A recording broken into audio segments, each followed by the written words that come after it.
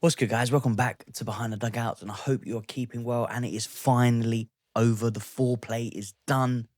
We can officially say Jorrel Hato is now a Chelsea player. We got the here we go last night. So this is from Fabrizio. Jorrel Hato to Chelsea. Here we go. Deal in place with Ajax for a fee in excess of 40 million euros. Hato will sign a long-term deal at Chelsea as he only wanted to join Chelsea this summer. Medical and travel set to be booked for talented defender. And though it's, it only was a week, but my God, did it feel like forever. And the here we go seem to be changing now rather than, just giving us the here we go when the deal is done. We now get trailers and, pre-advisors of that the deal was going to happen in a week. And soon it's probably going to be, a deal's going to happen in a year's time.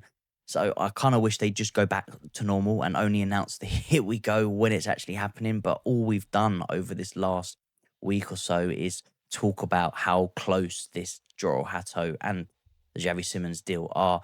And I expect the Simons deal to be done relatively soon. But, we've had enough time to talk about and give my thoughts of Jorrel Hato, but I'm going to do it one more time.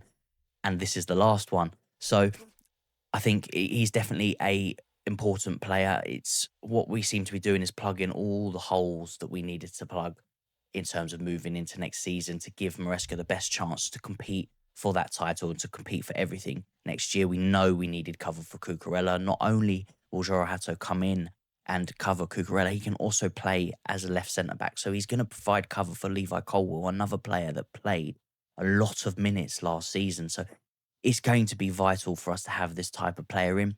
And it's a little bit different than the normal youngster that we would go for. A lot of the youngsters we're going for have not played a lot of, senior football, and you're still sort of learning their trade. But Jorrel Hato's got 100 games under his belt already. So he's got a lot of experience as a youngster and, being only 19 years of age, and he's only going to get better. He's 6 foot tall. So again, he's a lot bigger than Cucurella. So that's hence why he's, quite comfortable dropping into that centre-back role. He's still got the height. He does need to work on his aerial duels, and he, it is lacking a little bit, but he is going to be physical enough for the Premier League. So I don't see there being any issue with him adapting to the league. He's athletic. He can invert. He can play on the overlap. Again, crossing needs to work on a little bit, but all in all, I think this is a super smart piece of business. I think he's a talented defender, and how it was looking, I mean, it looked bleak a little bit where Ajax was sort of haggling over the fee. They wanted around, I think, at one point, 50 million euros, and Chelsea were in the best position in this. It was very difficult for Ajax because they had a player that had, made it known that he wanted to leave and he wanted to move to Chelsea. It was amicable. It wasn't like he was forcing it. He was just, stating that, I want to go to Chelsea. They've offered, I want to join them, and I don't feel that I should participate in the pre-seasons. And he wasn't doing that. He wasn't playing in any of the games. So already Chelsea were in a good position. And then the fact that there weren't really any other clubs involved in this. There was a little bit about Liverpool in the beginning and then Arsenal come in. But other than that, nobody really was going in for Jorrel Hato. So Chelsea were in the best position because they were the only club willing to pay them, what they felt was the right fee for this player. And Ajax are strapped financially. So they were going to have to take this. They couldn't keep the player, sort of in prison and keep him there for the rest of the season because they were holding out for the money and they weren't getting what they wanted. They had to accept a deal. So all Chelsea had to do was sit and wait. And that's what they've done. And it's got over the line. And we have paid what I think is quite a bargain price, where if there was other teams and we would have got into a bidding war, this could have been upwards of 60 to 70 million, sort of similar to the price that we paid for Cucurella. So the fact that we've got him for around 40 million euros, about 35 to 37 million pounds, I think is a steal for this type of player. The age he is, the development and the future prospect that he has, and the fact that he has so many games under his belt already at only 19. He has more games under his belt than Mudryk had at 23 in terms of senior football. So all in all, I think this is a great bit of business. I'm super excited to see this player. And finally, we can stop talking about when he's actually signing. Medical will be booked, I think, in the next few days. He will be announced. I think they might be waiting to see about the Javi Simmons so they can announce them at the same time, but we'll see. But I'm glad it's just finally over. And we've got some news to actually speak about that's exciting rather than, you know, just pre advising that something may happen in the coming days or weeks. Moving on to some of the outgoings. Now, we have had a young left back leave the club in Ishe Samuel-Smith, another promising sort of youngster that was in the academy, come from Everton. I think we signed him from about £4 million, but he has since made the move to Strasbourg on a permanent sale of 6.5 million. So this is the latest on Ishe Samuel-Smith. Ishe Samuel-Smith leaves Chelsea to join Blue Coast side Strasbourg for 6.5 million transfer fee, contract until June 2030, as Bobby Vincent reports.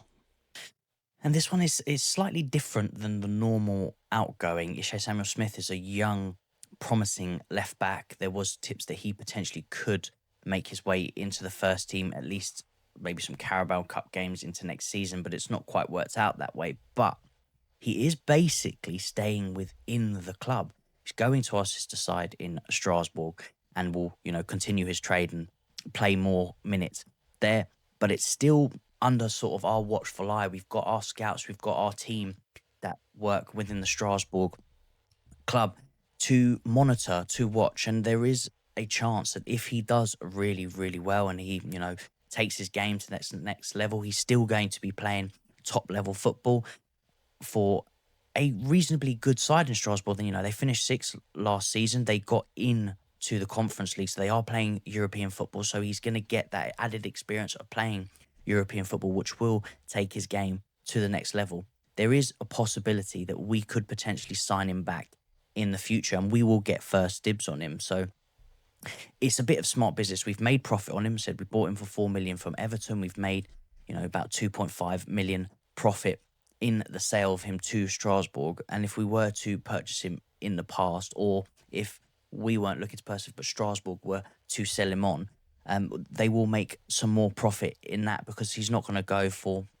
you would hope in the future, for around 20 to 30 million or so. So it's a good bit of business, as it allows us to monitor and keep hold of the player in a sense without having him on the books as another player that we need to learn out. And he clearly feels, and the club feel, that he is ready for first team football and not academy football anymore. So I think this is a good bit of business and a good deal for the youngster, and I think he will do really, really well. I don't think this is going to be the last we will hear of Ishe Samuel-Smith, and I wouldn't be surprised if we may see him back in the future. Moving on to another potential exit for another youngster, but this is on a loan. This is the latest on Tyrique George. Chelsea could loan out Tyrique George, and this is by Nizar Kinsella. Now, I would definitely agree with this move. I think Tyrique George would do well to get a loan this season, especially with the amount of forwards that we have brought in. I don't see him getting much minutes. I do like Tyrique George, the evil Saka, as they call him. I do think a loan would be very good for him. I'd like to see him get a Premier League loan, at worst case a Championship loan, or players trade out at one of the top sides, maybe in the Bundesliga or Liga. But I'd like to keep him within the Premier League sort of Championship level, because I think this will be a good test for him. He done well for us last season, played quite a lot of games in the Conference League. He scored that all-important goal against Fulham, which was basically the catalyst for us to go on and get top four, win the Conference League and win the World Cup. It ignited something within the players and the club. So I do think a loan would be very good for Tyrique George, and I think he could be definitely one for the future if he keeps progressing the way that he's progressing and coming on. I think him and Josh Atchempong coming in and around the first team when they did, I think it's definitely taken their game to the next level, and now they just need to look to take it that one step further. So I would advocate a loan for Tyrique George, absolutely. We'll see how this one materialises. Not been mention of any clubs interested as of yet, but I think there definitely will be now that they know he potentially could be available.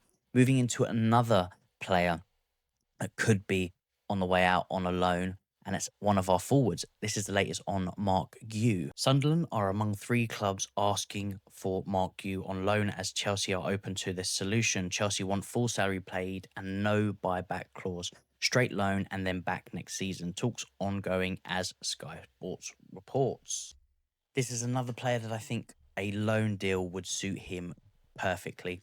We have quite a lot of forwards. We don't really know what's going on with Jackson. I think Jackson's situation is very much in the hands of other clubs in terms of what happens with Liverpool, what happens with Newcastle, and even what happens with Man United. There's quite a striker merry-go-round going on there. We can clearly see that Isak wants Liverpool. Liverpool want Isak, so that looks like it's going to happen. Liverpool have raised enough funds with the sale of Louis Diaz to facilitate that move. And if Newcastle sell Isak, they have to go get a striker. They're interested in Benjamin Sesko, but it's reportedly come out that he is more interested in moving to Man United. Man United have open talks with Sesko, so that looks like a possibility. So I would say that it's either whoever gets Sesko, so if Isak moves to Liverpool and whoever gets Sesko out of Man United or Newcastle, the other team will most likely go in for Nicholas Jackson. There is still a little bit of rumour about Nicholas Jackson to Aston Villa, although it looks like they are now going to keep Ollie Watkins. They're not intended to sell him at all. United were sniffing around him, but they've since moved their attention to Sesko. So yeah, at the moment we're sitting with three strikers in Nicholas Jackson, João Pedro, and Liam Delap. So Marc Guiu's not really going to get a chance, and he does need more minutes. I do like Marc Guiu. I think he did really well last season. I was unlucky to pick up that injury when he did because he was really banging the goals in the Conference League. I think if he continued with that form, he would have got more chances in the Premier League, especially with Jackson missing a few games for disciplinary and injury issues.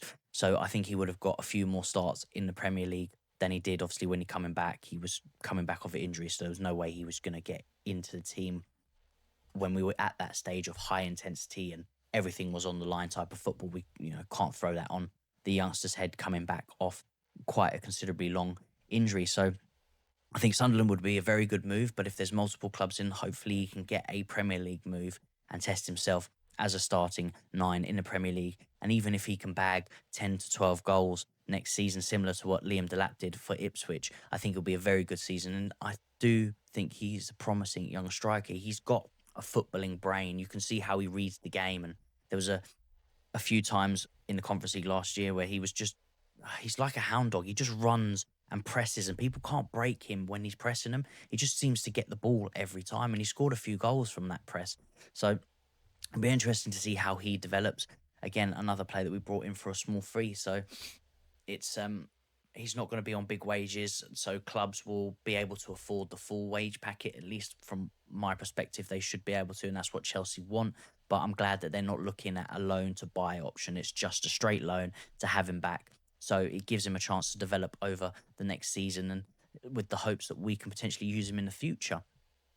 Now, I'm going to finish on just a little bit on the Xavi Simons. It looks like he has agreed personal terms finally, and now it's just the haggling over the fee with RB Leipzig. There has been some more rumours regarding Nkunku that they potentially could want him back at the club. Other than that, nothing has really materialised. I think the club are looking to make a few sales before they complete the Simons deal, which I think if the likes of Nkunku is an option to use in the Leipzig deal, they will take it. They still need to shift on the likes of Sterling, Ben Chilwell. There is still quite a lot of dead wood in the squad that needs to be trimmed down.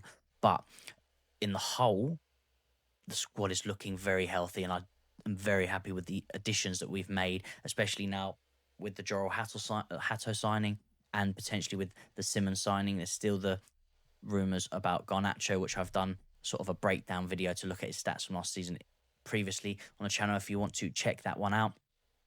But in terms of what we've brought in so far, I'm super happy with how things are moving. I'm really excited for next season. It's only sort of 2 weeks away, so we're getting there. We've got the friendlies next week against Bayer Leverkusen and AC Milan coming up, and then we kick off first game of the season against Crystal Palace. So it's coming on very quick.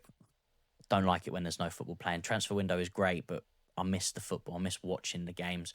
So it's going to be good. I'll keep you posted on if anything happens with the Simons deal. I think it's still going to be a few days away now. But that's all from me, guys. Now, I'd love to get your thoughts on the Jorrel Hato deal and the potential loaning of Tyrique George and Marc Guiu. How do you think Jorrel Hato will fare in the Premier League next season? But for now, take care of yourself, guys, and I will catch you in the next one.